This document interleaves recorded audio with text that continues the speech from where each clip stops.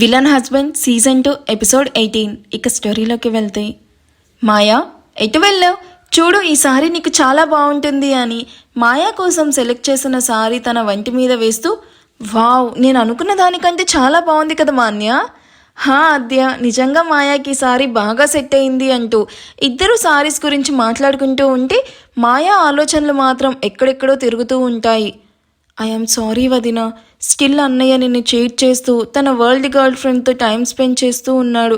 But promise వదిన, అన్నయ్య లైఫ్లో నువ్వు మాత్రమే ఉండాలి. అలా ఉండాలి అంటే అన్నయ్య లైఫ్లో ఉన్న స్క్రాబ్ని మొత్తం ఏం చేసైనా దూరం చేస్తాను అని నవ్వుతూ ఉన్న ఆద్య మొహాన్ని చూస్తూ, నీ మొహంలో ఈ బ్యూటిఫుల్ స్మైల్ మాత్రం దూరం అవ్వనివ్వను వదిన. మాయా, ఏమైంది నీకు? ఎందుకలా డల్గా ఉన్నావు? సారీ నచ్చలేదా? పోనీ నీకు ఇందులో ఏది నచ్చిందో చెప్పు.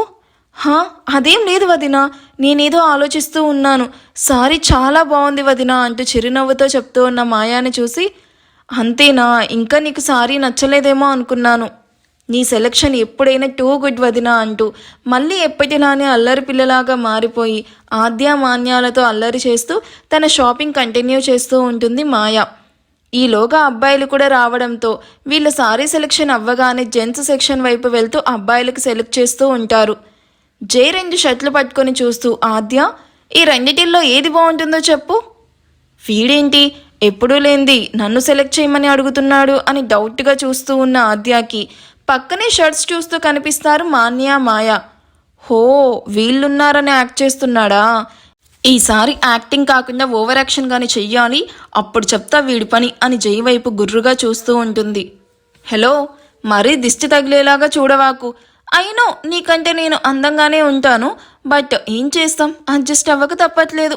నువ్వు ఏ జన్మలోనో గట్టిగా పూజ చేసుకొని ఉంటావు, అందుకే నాలాంటి హ్యాండ్సమ్ అండ్ డైనమిక్ గా నీకు హస్బెండ్గా కొట్టేశావు.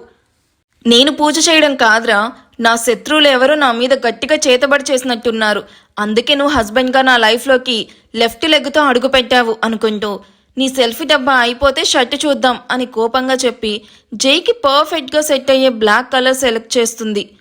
కానీ జై ఆద్య సెలెక్ట్ చేసింది కాకుండా పక్కనున్న chocolate ultra wine colour shirt తీసుకొని ఇది పర్ఫెక్ట్ అని నవ్వుతాడు. నీ ఆల్రెడీ అదే తీసుకోవాలి అని ఫిక్స్ అయ్యాక నన్ను ఎందుకురా సెలెక్ట్ చేయమని అడిగావు అని పళ్ళు నోరుతూ చూస్తూ ఉంటుంది. నీ సెలెక్షన్ ఎలా ఉంటుందో చూడాలి అనుకున్నాను, బట్ నీ సెలెక్షన్ మరీ ఇంత వరస్ట్గా ఉంటుంది అనుకోలేదు. నీకంటే నేనే బెటర్గా సెలెక్ట్ చేసుకున్నాను. చూసావా ఈ షర్ట్ ఎంత బాగుందో అని యాటిట్యూడ్గా చెప్తాడు. నిజమే, నా సెలెక్షన్ వరస్ట్గా ఉంటుంది, అందుకేగా హస్బెండ్గా నిన్ను సెలెక్ట్ చేసుకున్నాను అని జైకి రివర్స్లో పంచ్ ఇచ్చి జై నోరు క్లోజ్ అయ్యేలా చేసిన ఆద్యాను చూసిన జై కోపంగా చూస్తూ ఉంటాడు. మాన్య, ఇదెలా ఉంది అంటూ full sleeves blue denim jacket వేసుకుని అడుగుతున్న అమర్ వైపు విసుగ్గా చూస్తూ, ఎన్ని ట్రై చేస్తావు? అప్పటి నుంచి చూస్తున్నాను, అది బాగుందా ఇది బాగుందా అని దోతెగ విసిగిచ్చేస్తున్నావు నన్ను. నీకు నచ్చింది తీసుకోలేవా? అయినా పెళ్లి చూపులకి రెడీ అయినట్టు ఎందుకు ఈ హడావిడి? నువ్వు ఎలా ఉన్నా అలాగే జిడ్డు ఫేస్తోనే తగలడ్డావు, కానీ ఏదో ఒకటి తీసుకో. అబ్బా, నీకు నా ప్రాబ్లం అర్థం కావట్లేదు మాన్య. నీకు చెప్పాను కదా నచ్చిన అమ్మాయితో డేట్కి వెళ్తున్నాను అండ్ అక్కడే అమ్మాయికి ప్రపోజ్ చేయబోతున్నాను అని. మరి అలాంటి అకేషన్కి మాత్రం రెడీ అవ్వకపోతే ఎలా చెప్పు? ఉండు, ఇది అంత బాగాలేదనుకుంటా, వేరేది ట్రై చేస్తాను అంటూ మళ్ళీ ట్రైల్ రూమ్లోకి దూరుతాడు. వీడి మమ్మీ అని పళ్ళు కొరుకుతూ, రెడీ అవుతావా? అవ్వు నీ సంగతి చెప్తా అనుకుంటూ బయటకు వచ్చిన అమర్ చేయి పట్టుకొని, నాకు ఒకసారి సెలెక్ట్ చేద్దు కానీ పద అని కావాలని అమర్ను పక్కనే ఉన్న సారీ సెలెక్షన్ వైపు తీసుకుని వెళ్తుంది. ఎక్స్క్యూజ్ మీ, డిజైనర్ సారీస్ ఒకసారి చూపించండి అని సేల్స్ గర్ల్స్కి చెప్పగానే సేల్స్ గర్ల్ పై ర్యాక్లో ఉన్న డిజైనర్ సారీస్ తీస్తూ ఉంటుంది. అది చూసిన మాన్య అమర్ వైపు చూడగా తను మొబైల్ చూస్తూ కనిపిస్తాడు. ఇదే ఛాన్స్ అనుకున్న మాన్య కావాలని ఆ సేల్స్ గర్ల్ నడుము తోలు ఊడొచ్చేలాగా గిచ్చి కామ్గా ఏదో సారీ చూస్తున్నట్టు యాక్ట్ చేస్తుంది. ఆ సేల్స్ గర్ల్ నడుము దగ్గర ఆ నొప్పికి చేత్తో రుద్దుకుంటూ వెనక్కి తిరిగి అమర్ వైపు కోపంగా చూస్తుంది. కరెక్ట్గా అదే టైంకి అమర్ కూడా సేల్స్ గర్ల్ వైపు చూస్తూ చిన్నగా స్మైల్ ఇవ్వగానే ఆ సేల్స్ గర్ల్ అమర్ చంప పగలకొట్టి కోపంగా అక్కడి నుండి వెళ్ళిపోవడం చూసి అమర్ బిక్కమొహం వేసి మాన్య మొహానికి చీరడ్డు పెట్టుకుని మరీ నవ్వుకుంటుంది. అమర్, ఏం జరిగింది అని మొహాన్ని అమాయకంగా పెట్టుకుని అడుగుతున్న మాన్యాని చూసి, ఏం జరిగిందో తెలియదు కానీ ఏదో జరిగింది అని మాత్రం అర్థమైంది. ఇక్కడ సారీస్ ఏమీ బాలేవు, వేరే చోటుకు వెళ్దాం పదా అని అమర్ ముందుకు వెళ్ళడం చూసి ఎస్ అని నవ్వుకుంటూ ఇప్పుడు వెళ్ళి ప్రపోజ్ చేయరా, వెంటనే ఒప్పేసుకుంటుంది అని తనలో తానే నవ్వుకుంటూ అమర్ వెనకే వెళ్తుంది. రుద్రాకి నచ్చిన షర్ట్స్ కొన్ని తీసుకొని అవి ట్రైల్ వేయాలి అని చెప్పి ట్రయల్ రూమ్లోకి వెళ్ళడం చూసి మాయా కూడా ఎవరూ చూడకుండా వెనకే వెళ్తుంది. డోర్ క్లోజ్ చేస్తూ ఉన్న రుద్రాని నెట్టుకుంటూ లోపలికి వెళ్ళి ఏయ్ నువ్వేంటి అని అడుగుతూ ఉన్న రుద్రాను వాల్కి లాక్ చేస్తూ రుద్ర గుండెల మీద మోచేతిని ఆనిస్తూ నీకు మాత్రమే సెలెక్ట్ చేసుకుంటే చాలా, మరి నాకెవరు సెలెక్ట్ చేస్తారు చెప్పు? నేను రాగానే నీ సెలెక్షన్ అయిపోయింది కదా పొట్టి, కావాలంటే మళ్ళీ సెలెక్ట్ చేస్తాను కానీ ముందు నువ్వు బయటికి వెళ్ళు, అందరూ ఇక్కడే ఉన్నారు, ఇలా మనల్ని చూస్తే ఇంకేమైనా ఉందా, బయటికి వెళ్ళు నువ్వు ప్లీజ్. నీ అన్న కానీ మనల్ని ఇలా చూస్తే కొంప మునుగుతుంది. మా అన్నయ్యకి నేనంటే చాలా ఇష్టం, ఒకవేళ చూసినా కూడా మన లవ్ను నవ్వుతూ యాక్సెప్ట్ చేస్తాడు. అంత లేదు పాప, అన్నయ్యలు ఏ విషయంలో అయినా చెల్లెలకి సపోర్ట్ చేస్తారు, ఒక్క పెళ్లి విషయంలో తప్ప. నీ అన్న నీకోసం ఈ బాలీవుడ్ హీరోను తీసుకొచ్చి పెళ్లి చెయ్యాలి అని చూస్తున్నాడు. ఏం కాదు, మా అన్నయ్య చాలా మంచోడు, అది నీకు త్వరలోనే తెలిసేలా చేస్తాను.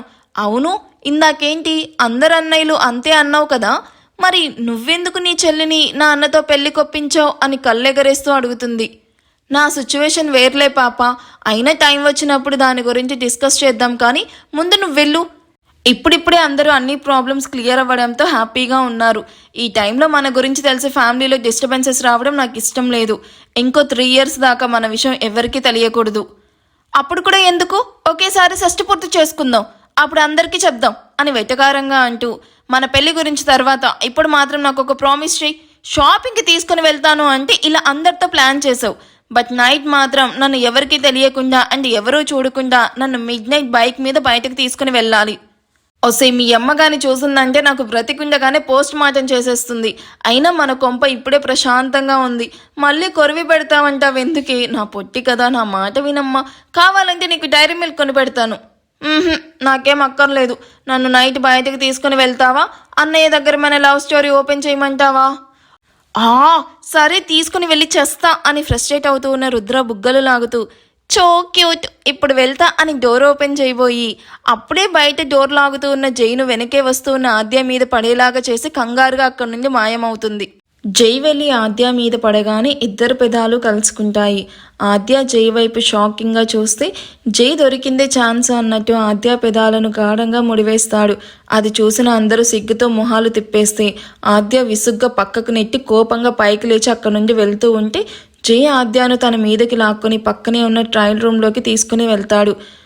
యూ వదులు అంటూ బయటకు వెళ్ళబోతూ ఉన్న ఆద్యకు అడ్డుగా నిల్చుకొని తన హిప్ పట్టుకొని తన మీదకి లాక్కొని ఇన్నాళ్ళు కోయిన్సిడెన్స్గా మన ముద్ద సీన్స్ జరుగుతున్నాయి అనుకున్నాను, బట్ నువ్వు వాంటెడ్గా చేస్తున్నావని తెలుసుకోలేకపోయాను. యూ నాటి, నీకు నా మీద క్రష్ ఉందని చెప్పడానికి ఎందుకంత పెట్టి చేస్తున్నావు? నాలాగా నువ్వు కూడా ఓపెన్గా ఉండొచ్చు కదా. హో అర్థమైంది, వెంటనే ఒప్పుకోకూడదు అని బెట్టి చేస్తున్నావు రైట్? ఆద్య జై వైపు సీరియస్గా చూస్తూ నిల్చుకొని పట్టపగలే కలలు కంటున్నావా?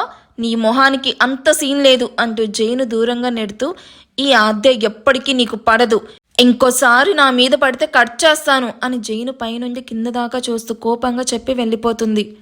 ఏంటిది కిందకి చూసి కట్ చేస్తాను అంటుంది అని తనను తాను క్లియర్గా చూస్తున్న జైకి ఆద్య అన్నది అర్థమవ్వగానే ఓసిని నన్ను అంత పెద్ద మాట అంటావా, అయిపోయావే అని ఫాస్ట్గా డోర్ ఓపెన్ చేసి వెళ్తూ ఉన్న ఆద్య చేపట్టుకుని లోపలికి లాగి గట్టిగా హక్ చేసుకోబోతాడు.